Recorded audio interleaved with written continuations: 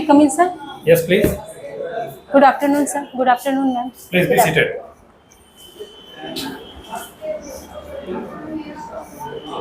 आप मुंगेर से हैं। जी सर। मुंगेर के बारे में हम लोग अक्सर बहुत सारी अच्छी खबरें भी सुनते हैं और कई बार इलेक्शन के समय भी मुंगेर चर्चा में रहता है। बताइए कि हम लोग किस प्रकार की खबरें मुंगेर के बारे में मुंगेर से बाहर के लोग सुनते हैं।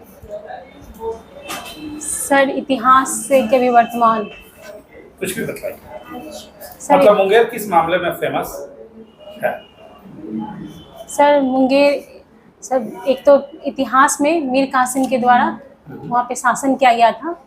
मुंगेर में किला भी एक मीर कासिम के और फोर्ट एरिया है वहाँ। जी सर।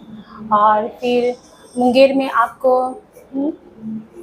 मुंगेर में भीम बांध अभयारण्य है। मुंगेर में आपको ऋषिकुंड है, फिर सीता कुंड है, लक्ष्मण कुंड और आपको। ठीक है। मुंगेर में कोई इंडस्ट्री वगैरह है आपके जिले में? जी सर, बंदूक का कारखाना पहले था और अभी जहाँ तक मुझे जानकारी उतनी। ये बंदूक का कारखाना किसने स्थापित किया था और बाद में ये क्यों बंद हो गया? ये मीर कासिम के द्वारा किया गया था। अच्छा, बाद में ये क्यों बंद हो गया? सर जानकारी नहीं है, लेकिन मैं गेस कर सकती हूँ शायद अंग्रेजों के द्वारा बंद किया गया। अच्छा, अंग्रेजों के आगमन के पश्चात वो जो था बंद कर दिया। लेकिन अभी भी हम लोग सुनते हैं कि वहाँ से अवैध हथियार निर्माण, ये बंदूक निर्माण मुंगेर। सर जहाँ तक समाचार पत्र से जानकारी मिला है कि अभी फिर से वहाँ पे बंदूक का कारखाना का पुनः निर्माण किया जाएगा। अच्छा, तब जो देसी रोजगार करने वाले लोग थे वो अब संस्थागत रूप से आ सकेंगे। चलिए ठीक है, अच्छी बात है। मुंगेर में एक योग विद्यालय भी है, जानती हैं? जी। क्या नाम है उस योग विद्यालय का और क्या स्थिति में है वो? सर मुंगेर भारत में वो दूसरा योग विश्वविद्यालय है। चलिए ये बताइए कि आपने इग्नू से ग्रेजुएशन किया है, किस सब्जेक्ट से? इग्नू से सर पीजी किए पॉलिटिकल साइंस से। पॉलिटिकल साइंस से। इग्नू की स्थापना कब हुई थी? सर शायद 1985। हाँ, 85 में हुई थी। 1984 में इंदिरा गांधी जी की डेथ हुई थी उस एक अटैक में, उनके सिक्योरिटी गार्ड द्वारा। ये बताइए कि आपने जो ग्रेजुएशन किया है वो विनोबा भावे यूनिवर्सिटी कौन सी जगह पर है? विनोबा हजारीबाग। हजारीबाग में। बताइए मुझे थोड़ा सा विनोबा भावे के बारे में। सर व्यक्तिगत सत्याग्रह में ये पहले सत्याग्रही थे जो कि 1940 में हुआ था। और फिर ये भूदान आंदोलन 1951 में, जो उस समय का आंध्र प्रदेश अभी का वर्तमान तेलंगाना में पोचमपल्ली गांव में भूदान आंदोलन ये शुरू किए थे। अच्छा, 1951। जी। देखिए हम लोग अक्सर सुनते हैं लैंड रिफॉर्म के बारे में और भारतीय संविधान को भी हम लोग पढ़ते हैं। प्रथम जो संविधान संशोधन हुआ था वो 1951 में ही हुआ था। आप बता सकते हैं कि 1951 में प्रथम संविधान संशोधन किस चीज़ से संबंधित है? सर लैंड से ही है, जो जमींदारी प्रथा था उसे खत्म करना था। और कुछ जोड़ा भी गया था भारतीय संविधान में?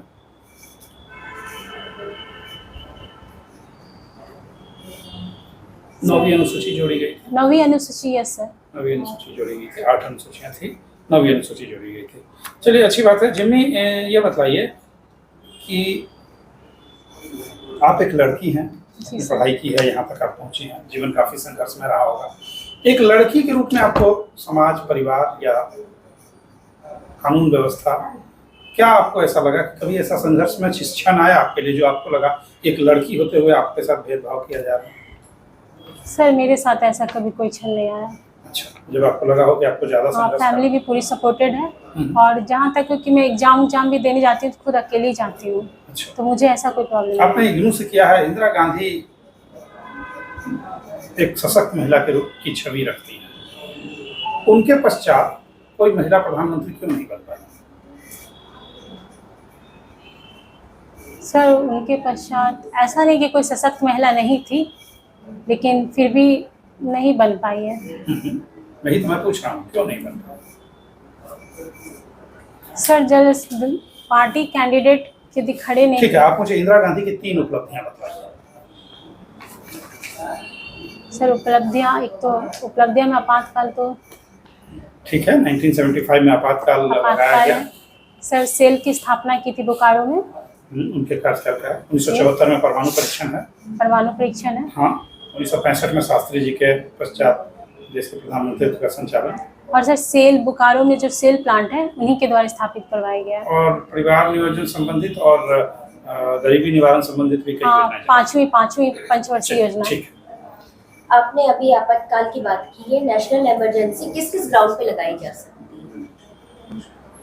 352, 356, 356 नहीं, और जो आर्टिकल 352 आपने कहा है, इसे किस किस ग्राउंड पे लगाया जा सकता है? सशस्त्र विद्रोह और मैम पहले था बाहर, लेकिन अभी सशस्त्र विद्रोह पे है। बस एक ही सशस्त्र विद्रोह यानी कि आर्म रिबेल पर है कि और भी कुछ कारण है? और एक आंतरिक विद्रोह, मैम जहन तो मुझे आर्थिक विद्रोह नहीं, आर्थिक आपातकाल तो 360 में है। आपने मुझे एक बात बताई कि आर्म रिबेल, इसके अलावा खैर आप ये बताइए कि बैटल ऑफ बक्सर का नाम सुना होगा आपने? Yes ma'am. क्या था ये बैटल ऑफ बक्सर? ये बक्सर का युद्ध हुआ था, जिसमें आपको मीर कासिम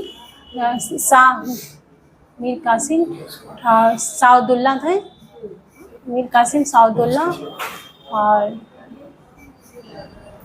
हेक्टर मुनरो अंग्रेज की तरफ से थे, और भारत की तरफ से मीर कासिम थे, साउदुल्ला मुझे थे। बताइए कि जब लड़े हेक्टर मुनरो थे, तब भी लॉर्ड क्लाइव का वेट क्यों हुआ ट्रिपली साइड करने के लिए?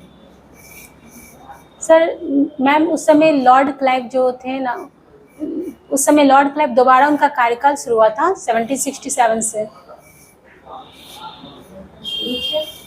आपकी हॉबी कुकिंग है? Yes ma'am. क्या बनाना पसंद करोगे?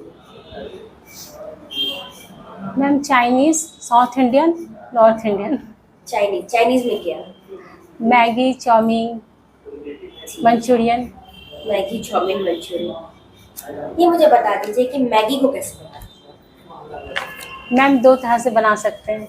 एक तो सिंपल है कि पानी में उबालकर। मैगी को कैसे बना सकते हैं, ये मेरा क्वेश्चन है। मैगी को कैसे बनाना, मतलब उसको कुकिंग करना या सिंपल मैगी बनाना? मैगी तो कंपनी है, आप उसको कैसे बना सकती हैं, ये सवाल है। ठीक है। Jimmy, yes sir. जिम्मी आपके नाम से कोई इंडियन सिनेमा में कोई एक्टर है क्या? Yes sir. कौन है?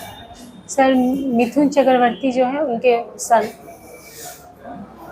मिथुन चक्रवर्ती। जी बताइए। अभी सर जिमी शैरगिल है।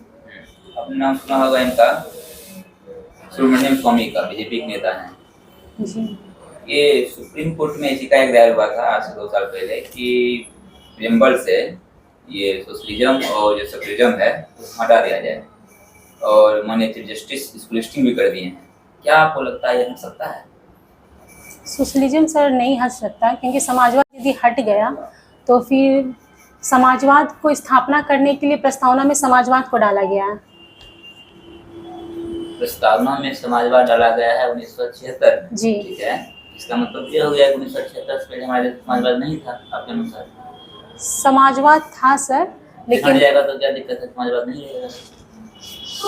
नहीं, सामाजिक समानता करने के लिए समाजवाद जरूरी है। मैं वही कह रहा हूँ, समाजवाद है जो हिस्सा है, क्या प्रस्तावना से हट सकता है? No sir. क्या है केशव भारती केस का स्टेटमेंट जिसमें केशवानंद भारती में सर प्रियम्बल में आप संशोधन कर सकते हैं, लेकिन संविधान के मूल ढांचा में आप संशोधन नहीं कर सकते हैं। मैं वही जानना चाह रहा हूँ आपसे कि जो धर्म हिस्सा है क्या मूल ढांचा का भाग है? Yes sir. जो मूल ढांचा का भाग है तो माननीय चीफ जस्टिस महोदय केस को लिस्टिंग क्यों किया है? सर जानकारी नहीं। ठीक है, बहुत अच्छा। अब ये समझाइए, मैं आपको अपने पॉलिटिकल साइंस से पीजी भी किया है जी। और पॉलिटिकल साइंस से ग्रेजुएशन भी है, इसका मतलब हम आपसे अपेक्षा करेंगे कि आपके पास पॉलिटिकल साइंस की अच्छी नॉलेज होगी। मुझे पॉलिटिकल साइंस के कोई एक थिंकर का नाम बताइए जो कि हमारे प्राचीन भारत से हैं। भारत से सर अरस्तु, सॉरी सर, कौटिल्य। कौटिल्य, चाणक्य। और चाणक्य का जो अर्थशास्त्र है उसमें मतलब कि जिस पॉलिटिकल स्पेस की बात किया जा रहा है, ठीक, उसी तरह से मैकियावेली का प्रिंस है। जी। आपने मैकियावेली को पढ़ा है? जी। फिर भी मैकियावेली और चाणक्य में क्या अंतर है? नहीं सॉरी सर। बताइए, चाणक्य ने किस प्रकार की राज्य व्यवस्था की बात कर रहे हैं?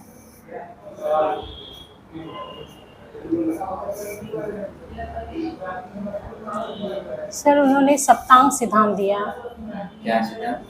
सप्तांग सिद्धांत, उसमें राज के लिए 7 चीज़ जो है वो उन्होंने बताया वो जरूरी है किसी भी राज के लिए, राज को स्थापित करने के लिए 7 सिद्धांत दिए। जी बताइए कि माननीय न्यायालय बेसिक स्ट्रक्चर का कंसेप्ट क्यों लाया है? सर मूल ढांचा का सिद्धांत इसलिए लाया गया है क्योंकि यदि मूल ढांचा का सिद्धांत नहीं होगा तो कभी भी कोई भी राजनीतिक पार्टी जो है वो संविधान में छेड़छाड़ किया जा सकता है, लेकिन ये जो बेसिक स्ट्रक्चर है इनको पूरी तरह से परिभाषित भी नहीं किया गया, बताया नहीं कि क्या है बेसिक स्ट्रक्चर, लेकिन इस हिसाब से संविधान में चेंजिंग नहीं होता है। तो बताया तो नहीं गया कि बेसिक स्ट्रक्चर है क्या, तो फिर कैसे समझ में आएगा मतलब कि सदन को कि कौन सा बेसिक स्ट्रक्चर का भाग है, किसमें सुधार करें किसमें नहीं सर करें? किसी भी कानून, जैसे कोई कानून पारित हुआ उस कानून से ऐसा हमें लगता है कि हमारे मूल अधिकार हो या हमारे जो बेसिक स्ट्रक्चर हैं वो यदि हट रहे हैं तो उसी हिसाब से न्यायालय परिभाषित करते हैं। जी, मूल अधिकार को सीमित किया जा सकता है संसद द्वारा? जी। और बेसिक स्ट्रक्चर को नहीं, मूल अधिकार को संसद द्वारा नहीं, राष्ट्रपति के द्वारा किया जा सकता है। और संसद सीमित नहीं नहीं, कर सकता है? सीमित नहीं कर सकते हैं। आपातकाल के समय राष्ट्रपति के द्वारा उन पर कुछ दिनों के लिए उन पर नियंत्रण लगाया जाता है। तो ठीक है। तो आप अपना सबल पक्ष किसे मानते हैं अपने व्यक्तित्व में? सर धैर्य। धैर्य क्या है? सर धैर्य है, जैसे आज तक संघर्ष कर रहे हैं लेकिन धैर्य रखे हुए हैं। अच्छा। हाँ, मतलब कि आप धैर्य अर्थात स्वयं पर विश्वास या ईश्वर पर विश्वास? सर स्वयं पे भी विश्वास और ईश्वर पे भी विश्वास। यही धैर्य। अच्छी बात है। धैर्य का अर्थ ही है कि असफलता से विचलित नहीं होना, ठीक है, असफलता, बीमारी, इन सब चीज़ों से विचलित नहीं होना। जिम्मी, आपने पॉलिटिकल साइंस पढ़ा है और पॉलिटिकल साइंस कहना कहाँ तक उचित है? जो पॉलिटिक्स है जिसकी हम स्टडी करते हैं उसे साइंस कहना कहाँ तक उचित है? सर साइंस इसलिए कहते हैं क्योंकि पॉलिटिकल साइंस में ही नीति का निर्माण होता है, नीति का निर्माण होता है, फिर नीति प्रक्रिया का संचालन होता है, तो एक तरह से ये भी साइंस विज्ञान की तरह ही नीति का निर्माण करते हैं। अच्छी बात है। परिवहन क्षेत्र, परिवहन विभाग के जो सेवा के लिए आपने आवेदन किया है, दुर्घटना के 3 संभावित कारण बताइए। दुर्घटना का सर सबसे पहले तो ये गाड़ी चलाते वक्त मोबाइल का यूज करना, दूसरा आपको हेलमेट का प्रयोग ना करना। नहीं, हेलमेट का प्रयोग ना करना दुर्घटना के बाद मृत्यु का कारण है। दुर्घटना का कारण ये कैसे है, समझाइए। सर शराब पी के गाड़ी चलाना। हाँ, शराब पी के गाड़ी चलाना और ओवर स्पीड गाड़ी चलाना। मैंने फिर बीच में एक प्रश्न किया था, हेलमेट यूज नहीं करना डेथ का कारण है, आपने कहा कि हेलमेट यूज नहीं करना दुर्घटना का कारण है, कैसे? सर डेथ का ही कारण है क्योंकि यदि ओवर स्पीड हम गाड़ी चला रहे हैं। मुझे लगता है कि हेलमेट यूज करने से हाईवे में जब हम या कहीं गाड़ी चलाते हैं तो हेलमेट का जो शीशा होता है वो पहले हमारे आंखों को प्रोटेक्ट करता है, हेलमेट का जो फाइबर है वो हमारे हेड को प्रोटेक्ट करता है। जी सर। अगर हमारे आंख प्रोटेक्टेड रहेंगे तो दुर्घटना की संभावना कम रहेगी, ठीक है ना? जी सर। चलिए, थैंक यू सर। वर्ष 1993 आपका डेट ऑफ बर्थ है, क्या आप बता सकते हैं कि वर्ष 1993 में कोई ऐसी घटना हुई हो? No sir. अच्छा, चलिए कोई बात नहीं। आपके पिताजी क्या कार्य करते हैं? सर फार्मर है। किस प्रकार आप अपने पिताजी के कार्यों में अपनी सहायता कभी अतीत में की है या आगे करेंगे? सर मैं नहीं की हूँ। नहीं की। किसान के लिए सरकार कई योजनाएं बनाती हैं, आप एक पढ़ी लिखी हैं, कई योजनाओं के बारे में उन्हें बता सकती हैं। आप पढ़ लिख कर बता सकती हैं कि फर्टिलाइज़र कैसा होना चाहिए, ज़मीन कैसा होना चाहिए, फसल की क्रॉपिंग कैसे होनी चाहिए, किस प्रकार मार्केट में बेचे जाने के लिए अच्छे मूल्य के लिए अच्छी मशीनें वे खरीद सकते हैं। हमारे देश के जो किसान हैं वो थोड़ा तकनीक से नहीं जुड़ पाए, पढ़ाई लिखाई भी कम उस ज़माने के लोगों की है। आप एक पढ़ी लिखी हैं, ऑफिसर बनने जा रही हैं, तो ठीक है, बचपन में आपने सहायता नहीं की, आगे आप हम आपके उज्जवल भविष्य की कामना करते हैं। आप thank you sir. Jimmy come please. बहुत अच्छा इंटरव्यू रहा है ना, बहुत बढ़िया रहा। थोड़ा सा तंग करके बाबू बैठा कीजिए। फिर पिछले बार गलती हुआ था सर, इस बार याद नहीं, रखे तो इस फिर। बार आपने बहुत अच्छा जवाब दिया, ठीक है।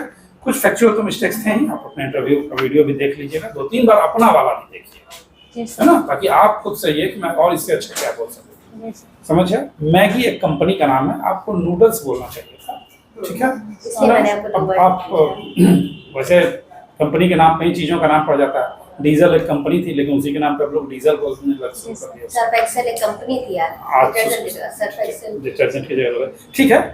तो कुकिंग वगैरह में अच्छा ये कर लीजिएगा। बहुत अच्छा इंटरव्यू रहा आपका, वी आर वेरी सेटिस्फाइड, ठीक है। Improve yourself. तो और पढ़ लीजिएगा सर समझ में नहीं आता हमको, पॉलिटिकल साइंस पढ़े कि पॉलिटी पढ़े, कुछ समझ में नहीं आता। नहीं, पॉलिटिकल साइंस का जो सिंपल गाइड वगैरह होता है ना, 11th और 12th का एनसीईआरटी की किताब है राजनीतिक सिद्धांत, और दूसरा किताब है भारतीय संविधान का विकास। दोनों किताब पढ़ जैसे लीजिए। आज हम पढ़ के आए थे अरस्तु और प्लेटो, और दोनों अलग क्यों हैं, लेकिन आज क्वेश्चन है नहीं, क्वेश्चन देखिए, इंडियन फिलोसोफर स्टार्ट होता है मनु से, प्राचीन भारत में मनु और चाणक्य। वेस्टर्न फिलोसोफर स्टार्ट होता है आपको सोक्रेटिस, प्लेटो, अरिस्टोटल।